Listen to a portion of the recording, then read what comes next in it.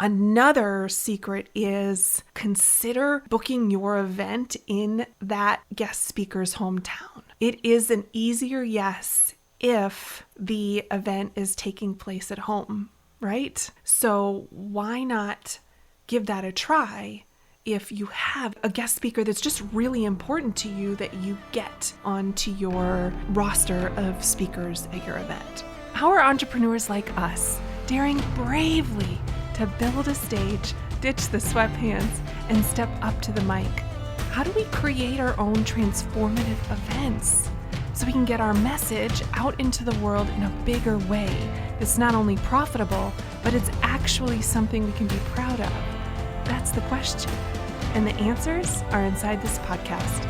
My name is Sarah Pfeiffer. Welcome to Green Room Central. If you've ever wanted to land a really special guest speaker for your next event, then this is for you. I've got 5 tips that are going to help you do just that. So I have, in my day, I've hired very big name household guest speakers. I've hired not well known at all yet guest speakers. I've hired free guest speakers. I've hired paid guest speakers. And I'm going to tell you that these 5 tips that I have for you today are going to help you get anyone on that spectrum that your heart is set on having. I'm going to help you get them to speak at your next event. So first thing is connection. I want you to be connecting all the time. And I know you probably didn't want to hear this one, but it's true. So the more that you network, the more that you build relationships, the closer you are to having a personal connection with the speaker that you want at your next event. Now, I'm not saying that you have to have a personal connection, but it sure does help. So I want you always to be connecting, and I want you building relationships, whether that's on social media, at networking events, with just hopping on Zoom as much as you can to connect with people one-on-one and build your network so that when it comes time to get a guest speaker to speak at your event, you have a connection that you can call on. So that's one thing under be connecting. Another way that you can be connecting with these guest speakers without a relationship, a previous relationship with them, is through an agency. So speakers bureaus are a really helpful tool for helping you get in touch with guest speakers who are bigger name. And I've used them with great success. I will say that they do have a couple things that you need to be aware of. First, they're going to charge a fee on top of whatever the normal speaking fee is for that guest speaker, and that might push that guest speaker out of your budget. Second, they are, I don't know how to put this kindly, biased just a bit in that they have a slate of speakers that their speakers bureau recommend, or they have a slate of speakers that they promote as part of their work as that bureau. And so those speakers, they'll want to have you use them more than the one that you perhaps might have asked for that isn't on their list. They'll still get you whoever is on your list, but they will work harder for the ones that they represent. So that's something to be considering, using an agency, using relationships that you've built, using social media to be able to get in touch. Just go to the person's website and they often have information about how to get in touch with them or their team to inquire about their speaker fee or even if they are available. So be connecting. That's number one. Number 2 is I want you to be flexible. And this is the secret here, really, is that if you have someone that is willing, be flexible with the day and the time and the schedule of your event, because that might allow that maybe to become a yes. Another secret is consider booking your event in that guest speaker's hometown. It is an easier yes if the event is taking place at home, right? So why not give that a try if you have a guest speaker that's just really important to you that you get onto your roster of speakers at your event. So first is be really flexible with that date and time and schedule of your event. Second is location. You perhaps might have an easier time of getting them to a yes if the event is taking place in their hometown. Third, under being flexible, is ask very early, lots of lead time to your event, and also ask last minute.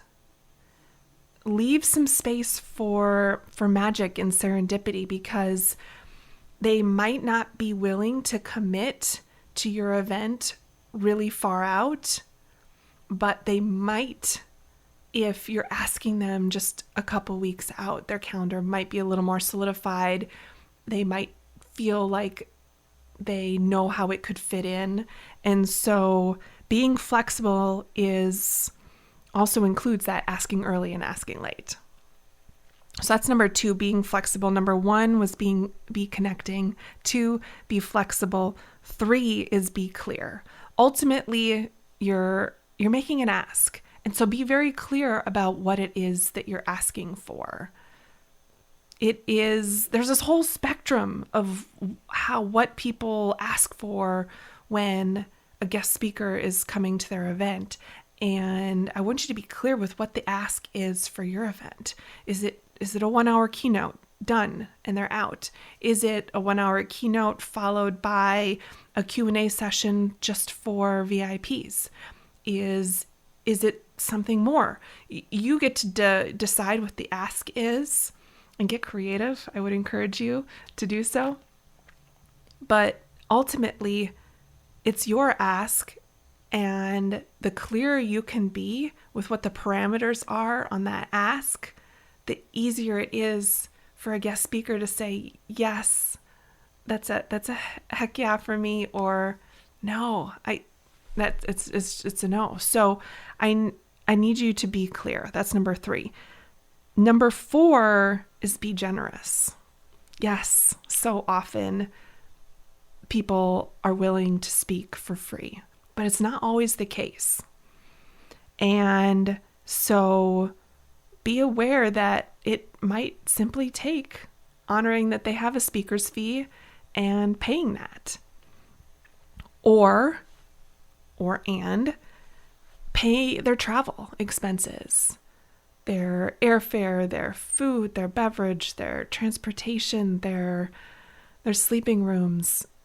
If you can fit that in your budget and include that as part of the ask as what's on the table, then that can definitely help get to a yes. Third is impact. So your speaker wants to make a difference in the world just like you do. And they want to impact as many people or make as big of an impact as they can. And so it's not about how many people you have at your event, but perhaps who is at your event or what the mission is. So if you can include information about impact and what's in it for the guest speaker, do you know what is meaningful to them, what causes they support, or what their current soapbox is, and how can you weave that in to the ask that you're making of them? Or perhaps do they have something that they're promoting? Did they just write a book and are releasing it soon? And so could you say, hey, I would love to buy a copy of your book for everyone in my audience so that they can experience what you wrote, but also to help your numbers for your book launch. That could be part of the ask. So think about, in being generous, money, what could you pay them? Impact, what's in it for them? Could you pay their travel expenses? And also, could you sweeten the offer with some sort of perks? Is your event happening in a really cool destination that they would want to know about and be able to make a vacation out of it, or bring their family, or I don't know, be creative with what perks that you could include that would make it an easier yes for your guest speaker. So that's be generous. That's number 4. And number 5, this one is so close to my heart because I have gotten this one wrong, is I want you to remember to be a player, not a fan. And this is a nod to one of my favorite mentors, Bo Eason. And he talks about how we need to consider each other as peers. So yes, you may be a huge fan of this person's work or their celebrity or whatever it is, but at the end of the day, they're a human too. I want you to remember to be warm, be friendly, be authentic, be a player, not a fan. And I think that's going to get you so much further if you use that mindset. So 5 things to helping you get that big name guest speaker that you're super excited about. First, be connecting. Second, be flexible. Third, be clear. Fourth, be generous. And 5th, be a player, not a fan. I hope that you're fired up to land that guest speaker of your dreams for your next event. I sure am excited for you to do so. And if you need help brainstorming, if this got you excited, just drop some notes into my DMs and we can go back and forth and I can help you out. Take care. Make it an outstanding rest of the day. Thanks for hanging out. Thank you for listening to the Green Room Central podcast. If you loved this episode, then please take a screenshot on your phone and post it to Instagram, and be sure to tag @SarahPfeiffer and let me know why you liked it and what you'd like to hear or who you'd like to hear from in the future. That'll help me know what to create for you. The number one thing I'm asked by CEOs, whether it's their first event or their 20th, is, Sarah, how do I get more butts in seats? And so I put together a guide for you. Head over to fillingevents.com for your free copy of 107 Ways to Fill Your Event. I want to help you quickly master event marketing and fill your events, even if you've never done it before. I've scoured the online business world and found 107 of my favorite strategies working right now to fill your next in-person or virtual event.